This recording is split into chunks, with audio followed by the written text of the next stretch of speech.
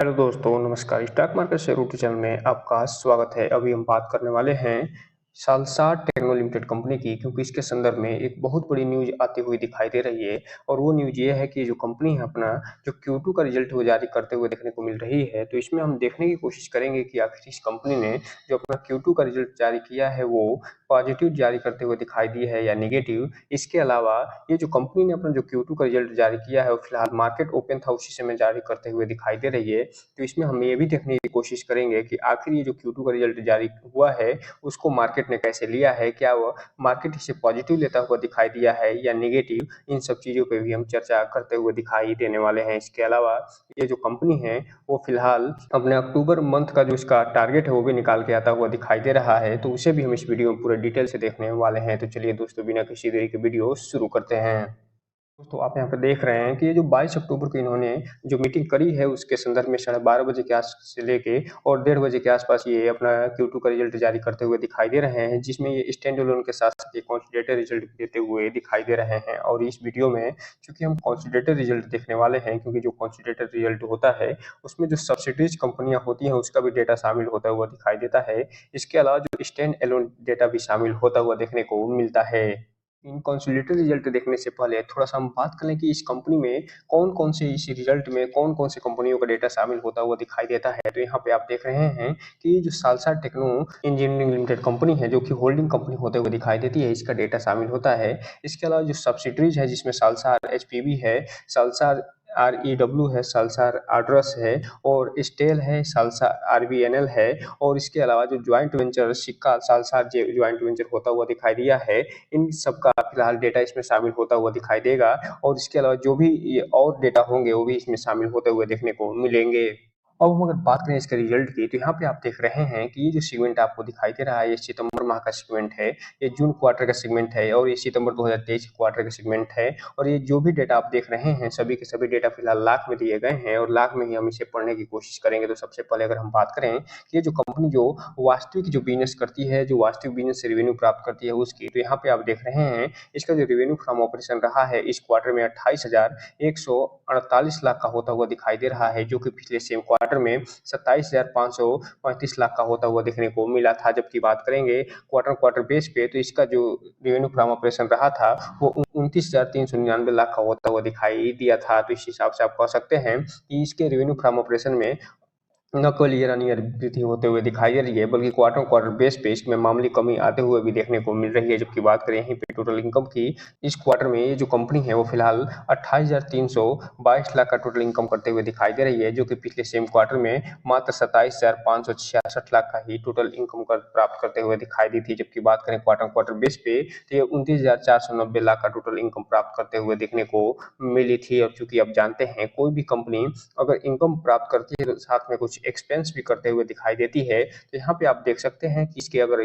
Total expense की बात करें तो इस क्वार्टर में जो कंपनी है टोटल जो एक्सपेंस करते हुए दिखाई दे रही है वो 27,077 लाख का टोटल ये एक्सपेंस करते हुए दिखाई दे रही है, जो कि पिछले सेम क्वार्टर में 26,332 लाख का ये टोटल एक्सपेंस करते हुए देखने को मिली थी। जबकि बात करेंगे क्वार्टर क्वार्टर बेस पे, तो इसका एक्सपेंस जो है 28,080 का होता हुआ दिखाई दिया था। तो इस हिसाब से आप कह सकते हैं कि ईयर ऑन ईयर बेस पे जिस हिसाब से इसके टोटल इनकम में वृद्धि होते हुए दिखाई दे रही है, उसी हिसाब से इसके एक्सपेंस में वृद्धि होते हुए देखने को मिल रही है। और जिस हिसाब से इसके इनकम में क्वार्टर क्वार्टर बेस पे कमी देखने को मिल रही है, उसी हिसाब से इसके टोटल एक्सपेंस में भी कमी देखने को मिल रही है। और इसका जो प्रभाव है आगे आपको न केवल प्रॉफिट बिफोर टैक्स पे देखने को मिलेगा, बल्कि इसके नेट इनकम पे भी देखने को मिलेगा। अब हम अगर बात करें इसके यहीं पे प्रॉफिट बिफोर टैक्स की, तो यहाँ पे आप देख रहे हैं अर्थात टैक्स देने से पहले और जो एक्सेप्शनल आइटम होते हैं उनको शामिल करने के बाद जो इसका टोटल प्रॉफिट बिफोर टैक्स आता है वही प्रॉफिट बिफोर टैक्स कहलाता है। तो यहाँ पे आप देख रहे हैं ये जो कंपनी है फिलहाल 1244 लाख का टोटल प्रॉफिट बिफोर टैक्स प्राप्त करते हुए दिखाई दे रही है, जो कि पिछले सेम क्वार्टर में 1233 लाख का ही टोटल प्रॉफिट बिफोर टैक्स प्राप्त करते हुए दिखाई दी थी। जबकि बात करें क्वार्टर क्वार्टर क्वार्टर बेस पे, तो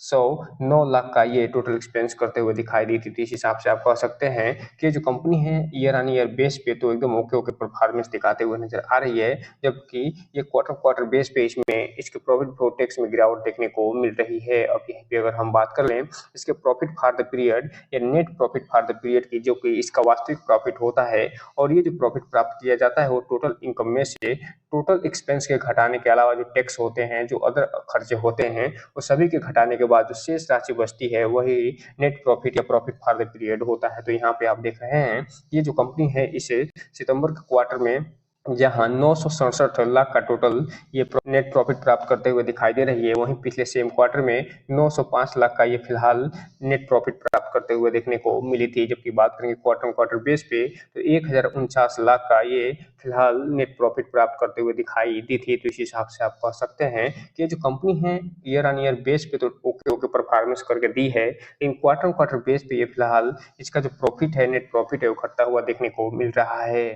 अब यहीं पे अगर हम बात कर लें इसके अर्निंग पर शेयर की, तो चूंकि इसका जो नेट प्रॉफिट है वो ईयर ऑन ईयर बेस पे इसमें मामूली से ओके परफॉर्मेंस दिखाते हुए नजर आई थी, और क्वार्टर बेस पे इसका जो नेट प्रॉफिट है घटता हुआ दिखाई दिया था। तो इसका प्रभाव इसके अर्निंग पर शेयर पे भी आपको देखने को मिलेगा, और ईयर ऑन ईयर बेस पे आप देख सकते हैं इसका जो परफॉर्मेंस रहा है ओके होता हुआ दिखाई दे रहा है, लेकिन क्वार्टर बेस पे फिलहाल ये घटता हुआ दिखाई दे रहा है। तो कुल मिलाकर अगर हम इसके रिजल्ट की बात करें तो ये फिलहाल ओके रिजल्ट ही पेश करते हुए दिखाई दे रही है, और न ही ये बहुत बढ़िया रिजल्ट पेश करते हुए देखने को मिली है, और न ही बहुत ही घटिया रिजल्ट पेश करते हुए देखने को मिली है। और यही कारण है कि आप देखे होंगे कि आज सालसा जो टेक्नो लिमिटेड कंपनी है उसमें गिरावट भी देखने को मिली थी, क्योंकि मार्केट का जो सेंटीमेंट था वो भी नेगेटिव होता हुआ दिखाई दिया था। और ये जो मार्केट का सेंटीमेंट नेगेटिव होता हुआ दिखाई दिया था उसके पीछे कई कारण निकल के सामने आते हुए देखने को मिले हैं, जिसका प्रभाव इस कंपनी पे भी देखने को मिला है। और इसमें अगर Q2 का रिजल्ट इसका अच्छा आया होता तो हो सकता है इसमें तेजी भी देखने को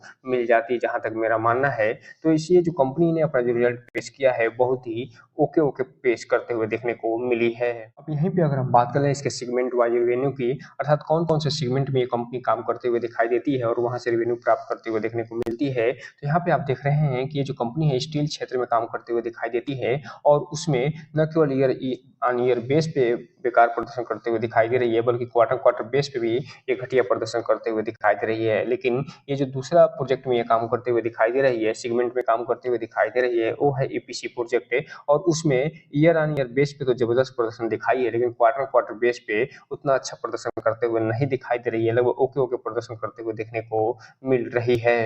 करें यहीं पे इसके चार्ट पैटर्न की, तो यहाँ पे आप देख रहे हैं कि ये जो कंपनी फिलहाल लगभग 4.5% की गिरावट के साथ 17 रुपये 58 पैसे पे मिलते हुए दिखाई दे रही है। और चूंकि इसका जो Q2 का रिजल्ट निकल के सामने आया है वो ओके रिजल्ट निकल के आता हुआ दिखाई दे रहा है, तो ये तो गिरावट लाजमी है। अब जब कल मार्केट खुलेगा तो हो सकता है कल भी इसमें गिरावट जारी रहे, और ये डिपेंड करेगा कि जो है मार्केट का सेंटीमेंट जो होता है वो कैसे होता हुआ देखने को मिलता है। और ये जो मार्केट का सेंटीमेंट है वही इस कंपनी के जो आगे का भविष्य भी कुछ दिनों के लिए निर्धारित करता हुआ दिखाई देगा। इसलिए इस कंपनी पर नजर बना कर रखिए और जानने की कोशिश करिए कि ये जो कंपनी है फिलहाल वो कैसा अप डाउन दिखाते हुए नजर आती है, क्योंकि ये जो कंपनी है लगातार अच्छी न्यूज निकाल के देते हुए नजर आई है पिछले कुछ दिनों से। लेकिन ये जो कंपनी फिलहाल वन साइड वे में ट्रेड करते हुए दिखाई दे रही है पिछले 6 महीने से, और यहाँ पे आप देख सकते हैं पिछले 6 महीने में लगभग 16% की गिरावट दिखाते हुए नजर आ रही है। लेकिन ये टेल डेट की बात करेंगे तो ये टेल डेट में ये जो कंपनी है अभी भी प्रॉफिट में देखते हुए नजर आएगी। जबकि बात करेंगे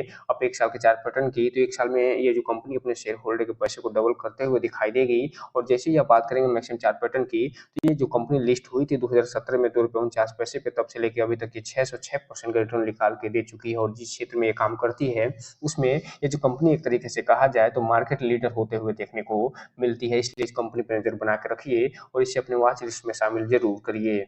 बात करें इसके डिलीवरी पोजीशन की, तो एक तरफ जहां मार्केट में नेगेटिव सेंटीमेंट हावी था, वहीं दूसरी तरफ इस कंपनी का जो Q2 का रिजल्ट आया था वो फिलहाल ओके रिजल्ट निकल के आता हुआ दिखाई दिया था। इसके फलस्वरूप यहाँ पे आप देख रहे हैं कि लगभग 11.5 लाख के आसपास टोटल क्वांटिटी ट्रेड हुई थी, जिसमें से 5 लाख के जो शेयर हैं डिलीवरी के रूप में उठते हुए दिखाई दिए थे। लगभग 43% के आसपास जो ये बता रहे हैं कि ये जो कंपनी है उसमें जो इन्वेस्टर है उनके तुलना में जो ट्रेडर है वो अच्छा खासा प्रॉफिट बुक करके निकल के सामने आते हुए दिखाई दे रहे हैं। इसलिए जो भी रिटेल इन्वेस्टर है उनसे एक चीज़ कहना चाहेंगे, इस कंपनी में कोई भी इन्वेस्टमेंट करने से पहले इस कंपनी के बारे में फुल जानकारी निकालिए कि ये जो कंपनी करती क्या है, इसका बिज़नेस मॉडल क्या है, और इसके अलावा इस कंपनी के बारे में और जो भी जानकारी है उसको पढ़ने के बाद ही कोई भी इन्वेस्टमेंट करने का प्रयास करिए। और जब भी इन्वेस्टमेंट करिए तो अपने वित्तीय सलाहकार से संपर्क करने के बाद ही इन्वेस्टमेंट करने का प्रयास करिए, ताकि आपका पैसा और निवेश दोनों सुरक्षित रहे और साथ में आपका भविष्य भी। क्योंकि इस अक्टूबर मंथ में अभी 3 से 4 दिन ट्रेडिंग सेशन बचा हुआ है, और इसीलिए अगर हम थोड़ा-सा बात कर लें इसके अक्टूबर मंथ में जो टारगेट दिया गया था, उसको ये कंपनी अचीव करते हुए दिखाई दे दे सकती है या नहीं? क्योंकि वर्तमान में ये जो कंपनी लगभग ₹17 साढ़े ₹17 के आस-पास ट्रेड करते हुए देखने को मिल रही है, और ये इसका जो फर्स्ट ऑफ टारगेट दिया जा रहा है, वो साढ़े ₹19 का है, सेकंड ऑफ टारगेट ₹21 का है, थर्ड ऑफ टारगेट ₹22 का है, और फोर्थ ऑफ टारगेट है वो 24 से साढ़े ₹24 का होता हुआ दिखाई दे रहा है। लेकिन जिस तरीके से इस कंपनी ने अपना Q2 का रिजल्ट पेश किया है और मार्केट का सेंटीमेंट नेगेटिव होता हुआ दिखाई दे रहा है, उस हिसाब से ये तो अचीव करना थोड़ा-सा मुश्किल दिखाई दे रहा है। इसलिए अगर हम बात करें इसके फर्स्ट डाउन टारगेट की, तो ये ₹15.81 का होता हुआ दिखाई दे रहा है, सेकंड डाउन टारगेट ₹14.45 का, थर्ड ₹13 और फोर्थ जो है वो ₹10 से ₹11 का होता हुआ दिखाई दे रहा है। और चूँकि वर्तमान में ये 17 साढ़े ₹17 के बीच में ट्रेड कर रही है, इसलिए आने वाले समय में अगर ऐसे ही गिरावट जारी रही और ऐसे ही 3 से 4% लगातार गिरावट देखने को मिला, तो हो सकता है कि ये फर्स्ट डाउन टारगेट भी ये कंपनी हिट करते हुए दिखाई दे सकती है और सेकंड डाउन टारगेट की तरफ बढ़ते हुए भी देखने को मिल सकती है। इसलिए इस कंपनी पर नज़र बना के ज़रूर रखिए। तो दोस्तों, ये रहा आज का वीडियो। इस चैनल को लाइक और सब्सक्राइब करें और बेल आइकन हिट करना तो बिल्कुल ना भूलें, ताकि नए वीडियो की जो अपडेट्स है आपको ऐसे ही समय-समय पे मिलता रहे। जय हिंद दोस्तों।